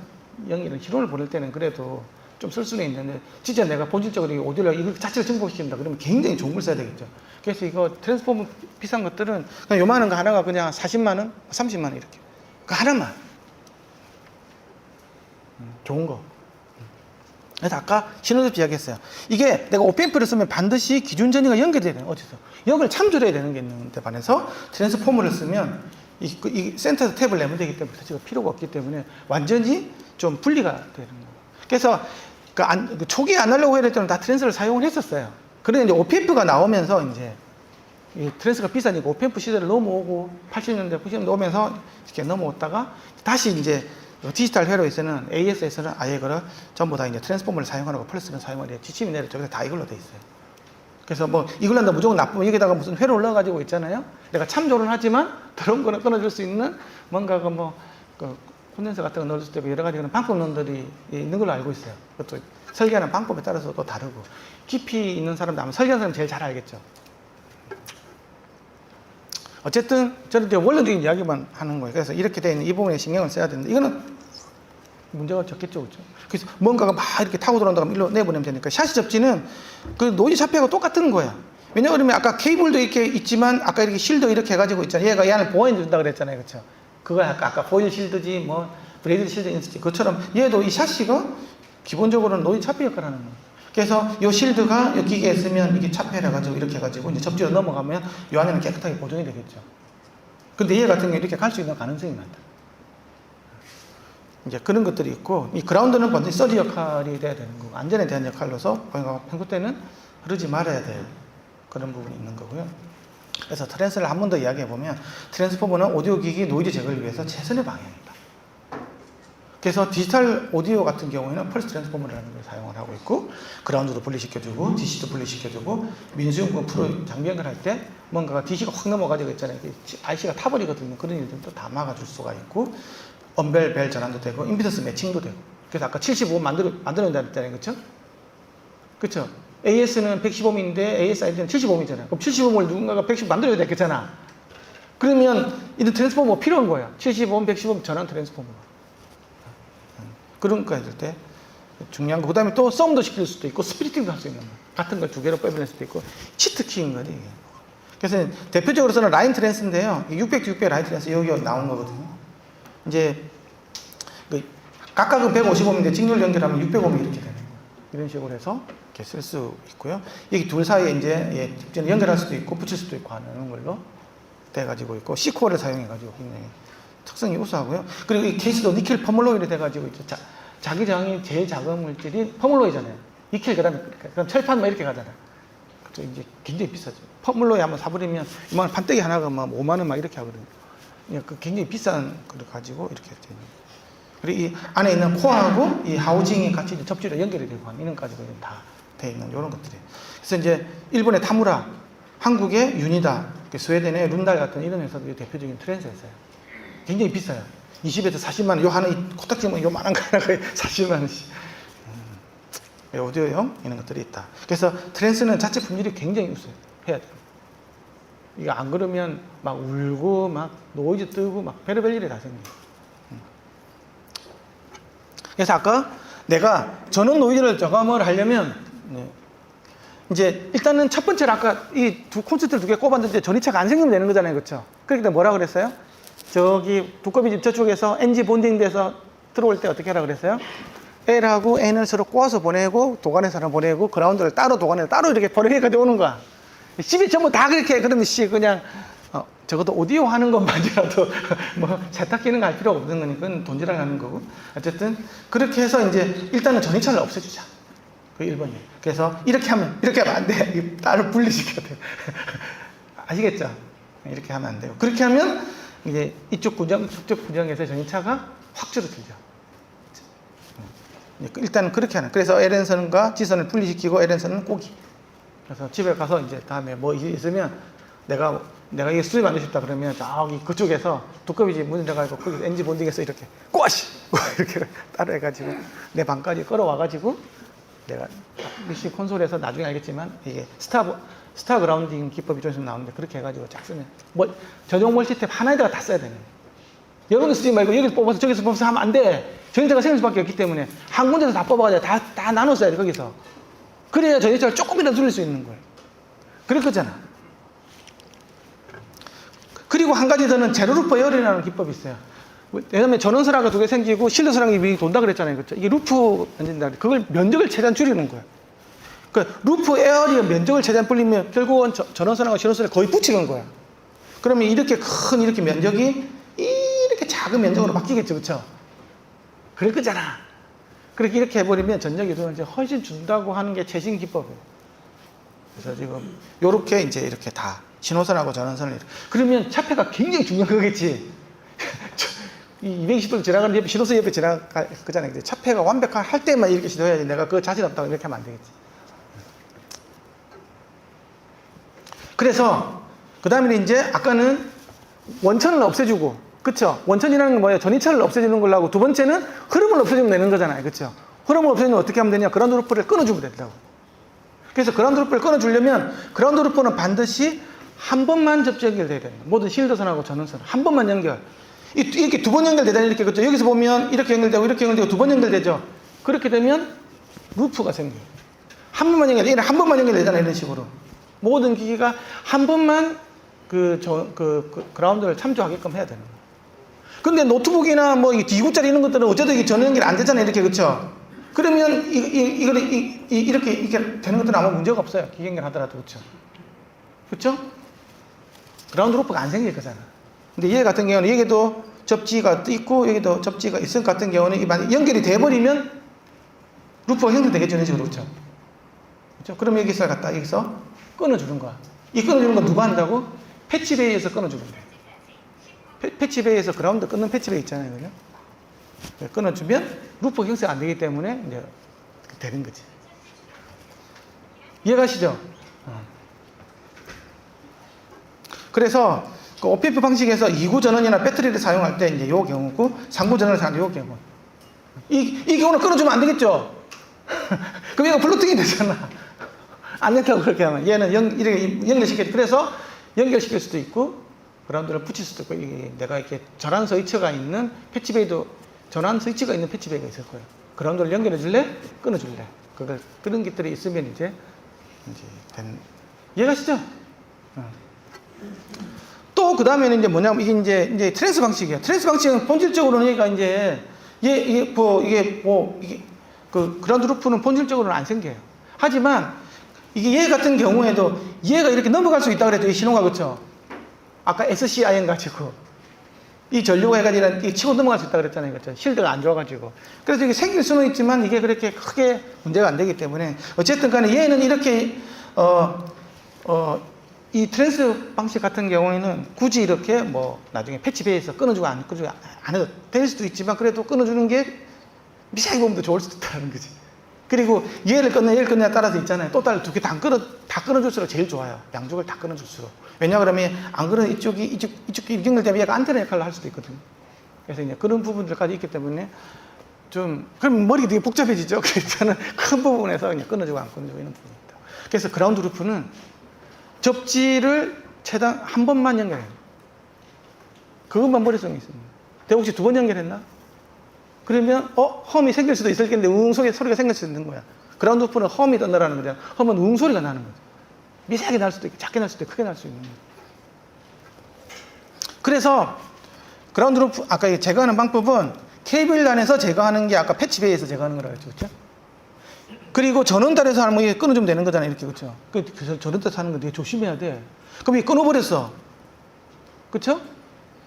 그러면 기기 고장 시에 있잖아요. 기기 고장 시에 만약에 뭐 고장이 났어. 그럼 어딘가는 이렇게 접지를 넣어가야 되는 있어야 되는데 요 케이블이 연결됐으면 여기 가서 문제는 없었겠죠, 그렇죠? 요렇게 해가지고 이렇게 갔을 거니까 이렇게 갔을 거니까. 근데 케이블이 만약 햇빛이 빠져 있었는데 그러면 내가 찌릿찌릿한 전기맛을 보는 집에 불이 나겠죠. 그래서 이걸 건드리는 거는 별로 좋지가 않다. 또 이제 기기 내부단에서 그라운드 리프트 스위치가 있는 경우도 있고, 기기 내부단에 타는 경우. 그러니까 주로 많이 쓰는 것들은 앰프 같은 경우 스피커로 바로 찍기라는 이런 것 같은 경우에는 뭐 앰프에서 그라운드 리프트 스위치가 있는 경우도 있고 뭐 다양한 기계에서도 있어요. 이런 것들이 있는데 뭐 일반적으로 많이 쓰는 거 패치베이 단에서 이렇게 그라운드 루프를 이렇게 넣는 케이블에서 넣는 게 가장 일반적으로 많이 사용되어 있죠. 저게 왜 저랬지? 근데 패치베이에서 그라운드 리프트 기능이 있는 걸 모르는 사람이 많아. 그래서 이런 아이솔레이트를 이렇게 적용을 하면 모든 게 해피해진다는 거지. 내가 있으니까 여기서 아이솔레이터가 있으면 정기적으로도 어쨌든 못 넘어가고 요 안에 쳐들어가 있던 있잖아요. 이런 동상 노이즈들도 얘가 이제 없어지죠. 그렇죠? 그러니까 이거는 그냥 해피해지는 거예요. 그라운드 루프도 해피해지고 혹시 요 안에 들어가 있던 얘들도 요 안에 있는 트랜스가 또 없어지는 거기 때문에. 그러면 이건 뭐 망고 땡이네. 그렇게 생각하면 안 해요. 이게 품질이 엄청 좋아야 돼요. 품질이 굉장히 좋아. 근데 내가 저 극악한 데서 있잖아요. 공연장이나 방송국이나 이런 데 다 쓰죠, 이거는. 이건 안 쓸 수는 없어요. 근데 내가 하이파에서 내가 왜 이거 쓸 건가? 그런 생각을 좀 많이 해봐야 돼. 내가 뭐, PA 시스템, 그럼 반드시 써야 됩니다. PA 시스템이 무슨 고음질이 추구합니까? 문제가 없었던 게 일반이잖아. 문제가 없고, 그 다음에 고음질로 가는 거지. 그렇죠? 뭔가 갑자기 누가 내가 노래방 기계 연결해가지고 공연하다 그러는데 펑 터져버려, 저쪽에. 그렇죠? 그런 일이 생기면 안 되잖아요. 민소형 기계가 함부로 붙으면 안 되는 게 되게 많거든요. 그때는 반드시 이런 것들을 가지고 DC 블로킹도 되고 고주파 노이즈도 없애주고 그라운드 루프도 제거해주고 하는 치트키를 써야 할 수밖에 없는 거라. 그래서 이제 아까 AC 전원 노이즈 있잖아요. 이게 전기가 이렇게 들어오는데 들어오면 이게 이렇게 해가지고 고주파수는 이렇게 쇼트가 되겠죠, 그렇죠? 그리고 이 안에서 아까 이게 이런 게 돼 있는 까지 있는데 이건 이렇게 감아준 거하고 반대로 감아준 거 이렇게 해가지고 둘사가 이렇게 ANC적으로 없어져 가지고 있잖아요. 코어 모드 노이즈 싹 없어지는 요런 아주 치트키를 써가지고 여기서 나오는 이렇게 돼 있는 것들이 어떤 고주파 노이즈라든지 이런 것들 없애주는 이런 AC 전원 노이즈 필터가 있는 거예요. 그럼 이게 어떤 역할을 하는지 대충 알겠죠. 그 다음에 이게 차폐 트랜스야. 이게 이 트랜스 1대1 트랜스인데 그러니까 전압 뭐 이런 건 바뀌는 건 없어요. 1대1 트랜스를 해가지고 이게 이제 노이즈도 없애주고 정기적으로도 끊어주고 DC도 블로킹해주고 뭐 이런 지금 여러분들 쓰면 있잖아요. 여기 우리가 AC 220V가 이렇게 똑같을 줄 알죠. 천번에 말씀 조금은 차이가 납니다. 내가 보니까 20mV 뭐 이 정도 이렇게 좀 위아래로 좀 약간 떠요. 이렇게. 결코 좋지는 않겠죠, 그렇죠? 이런 걸 다 없애줄 수 있는 치트키라는 거. 그리고 이런 것들이 들어가면 여기서 이제 막 이렇게 방사될 수 있는 노이즈들이 많으니까 여기서 차폐 되게 잘해줘야 됩니다. 이 바깥에도 차폐 되게 잘해줘야 돼. 근데 이게 문제는 뭐냐고 하면 이 그라운드를 어떻게 할 거냐는 게 애매하죠. 이 연결하면 정기적 연결하는 거잖아. 그게 무슨 차폐야? 차폐는 1차하고 2차에 정기적으로 완전히 차폐를 시킨다고 해서 블로킹을 시킨다고 해서 그렇지. 아이솔레이션 시킨다고 해서 차폐인데 정기적 연결해버리면 안 되잖아. 그럼 이 그라운드 어떻게 하지? 땅에다가 말뚝 박습니까? 뭐 이렇게 또 이야기가 나오면 나도 잘 모르겠어요. 이건 어떻게 해야 되는지. 그러면 뭐 파이프에다가 박든지 뭐 이렇게 하는 것 같은데 원래 이게 원하는 방식은 아니에요. 어쨌든 이거는 잘 사용을 하면 되게 좋고 나머지는 아까 아이솔레이트 했는데 이제 이런 것들이 성능이 굉장히 좋아져야 돼. 이 젠센 트랜스포머 같은 경우에는 좀 많이 비싸요. 이게 좋은 걸 쓰면 좋다는 거예요. 이런 좀 싸구려 이런 거 있잖아요. 디지털일 때는 괜찮을 것 같아요. 디지털은 실험 같은 데로 주면 되기 때문에. 그쵸? 근데 아날로그 같은 경우는 굉장히 좋고 디지털도 좋은 걸 써야 되는 거는 맞아요. 근데 특히 아날로그 같은 게 더 좋은 거를 써야 된다. 그래서 이제 제가 이제 오디오 아까 이야기했잖아요. 아까 전이차 없어야 된다고 그랬잖아요. 그러면 한 군데서 다 뽑아주는 게 제일 좋다고 그랬죠. 그렇죠? 그래서 내가 저기서 두꺼비 집에서 끌어와가지고 아까 연락 오고 그 관으로 나누고 해가지고 내가 믹싱 코스를 가운데다가 딱 이렇게 이거 여기서 한 개 집에 딱 놓는 거 여기서 다 뽑아 쓰는 게 스타 그라운드를 해가지고 그러면 길이가 다 똑같아질 거잖아요. 그렇죠? 그러면 아무래도 전이차가 적겠지. 그라운드 루프가 생기는 전이차 발생을 형님이 줄일 수 있다. 그러면 이런 식으로 쓰는 거예요. 그래서 이거 제가 만들었다. 그리고 이거를 뭐 EMI 필터, 뭐 전원 극성 필터, 서지 보호 필터, DC 필터, EMI 필터 이런 것들이 다 있긴 한데 이 모든 걸 다 그럼 이네 필터를 다 넣어주냐? 그럼 무슨 문제가 생긴다 그랬어요? 전압이 쑥 떨어져 버려. 그럼 앰프 같은 거 걸면 안 좋다는 거죠. 그래서 바로 직결하는 놈들도 있고 필터가 걸리는 놈들도 있고 적당히 분리해가지고 극성도 맞춰주고 내가 서지 보호도 해주고 DC 블로킹도 해주고 EMI 제거도 해주는 EMI 제거할 때도 굉장히 많이 노하우들이 필요하더라고요. 그게 저는 바깥에 이제 AP 장비 이런 걸로 가지고 전원 프로브로 가지고 탁 꽂아서 재보면 다 보입니다. 이게 실제로 필터가 얼마만큼 동작을 하는지 그런 거 해보면 그렇게 해서 쓰면 되고요. 그래서 접지는 주 전원단에 한 번만 해야 된다. 그리고 금속 도관을 사용해야 되고 꼬아야 된다. 매일 많이 꼴수록 좋아요. 그리고 여기 있구나. 실드도 써야 된다. 그래서 내가 전원 케이블 있잖아요. 아까 전원 케이블이 뭐 똑같은 거 아닐까 그런데 그 두 가지로 싸워. 왜냐 그러면 뭐 이 전력 들어가는 건데 뭐 전압하고 전류만 정확하게 들어가주면 되지. 무슨 전원 케이블 들어가는데 소리가 바뀌어. 왜 무슨 개소리야! 이렇게 이야기한다고. 그런데 거기서 놓치는 게 있어요. 그 관점에서는 그것만 많이 하지만 거기서 만들어지는 전자기파가 만약에 그 옆에 이제 신호선에 유기가 된다면 어떻게 할 거예요? 어떤 사람은 그래서 비싼 케이블들은 그 오후에도 내가 케이블 팬에서 이야기하겠지만 비싼 케이블들은 뭐 인비선에서 매칭 다 좋다는 거지. 그것도 안 된 것들이 사실 대부분이에요. 하지만 차폐를 어떻게 잘할 건가 굉장히 중요해요. 거기에 돈이 많이 들어간대요. 그러면 뻑뻑해질 수밖에 없어 케이블이. 전원 케이블도 뻑뻑해질 수밖에 없다고. 그러니까 어쨌든 이제 그래서 전원 케이블이 그런 관점에서 전원 케이블이 의미가 있다는 거지. 아니 전력 관점에서는 큰 의미는 없어요. 뭐 있는데 뭐 이게 뭐 단결정이 어떻게 해가지고 거꾸로 끼면 뭐 전기가 좋아요 이렇게 이런 이야기하는 사람이 있는데 뭐 케이블이면 모르겠지만 선 그 자체를 이렇게 끼면 바뀌는 건 난 그건 잘 모르겠어요. 거기까지는 그건 아주 아주 잘 모르겠어요. 거기까지는. 자, 그 다음에 아까 SMPS 사용할 때 같은 경우에는 깨끗한 벽 전원을 유지하기 위해서 차폐 트랜스함 이런 개념들이 들어가야 된다는 이야기고요. 그래서 스타 그라운드, 제로 루프 에어리어 한 군데서 뽑아 쓰는 거 있잖아요, 그죠? 한 군데서 다 뽑아 쓰는 게 좋다는 거예요. 여러 군데서 뽑아가지고 여기도 뽑아 쓰고 여기서는 내 덱 뽑아 쓰고 저기서는 앰프 뽑아 쓰고 저기서는 믹싱고스 뽑아 쓰고 이렇게 하지 말라는 거지. 그래서 한 개 콘센트에서 다 빼는 게 좋다. 케이블 위에서 본다고 하면 이중 실드를 하는 게 낫고 실드 장이 놔야 되겠죠. 그러면 뻑뻑해야 되고 이렇게 하면 잘 안 굽혀. 그리고 임피던스 매칭이 굉장히 케이블 중요하다. 95, 105, 115, 75 이런 것들이 다 맞아야 돼. 근데 우리가 그건 누가 측정해서 써요? 아무도 안 줘요. 이제 뉴트리 쓰고 나 벨딩 케이블에다가 뉴트리 커넥 쓰면 좋은 거 아닙니까? 천만의 말씀. 어떻게 작업에 따라서 특성 다 바뀝니다. 그거는 내가 만들어서 테스트를 해보지 않는 이상은 몰라요. 내가 어떻게 테스트할 거야?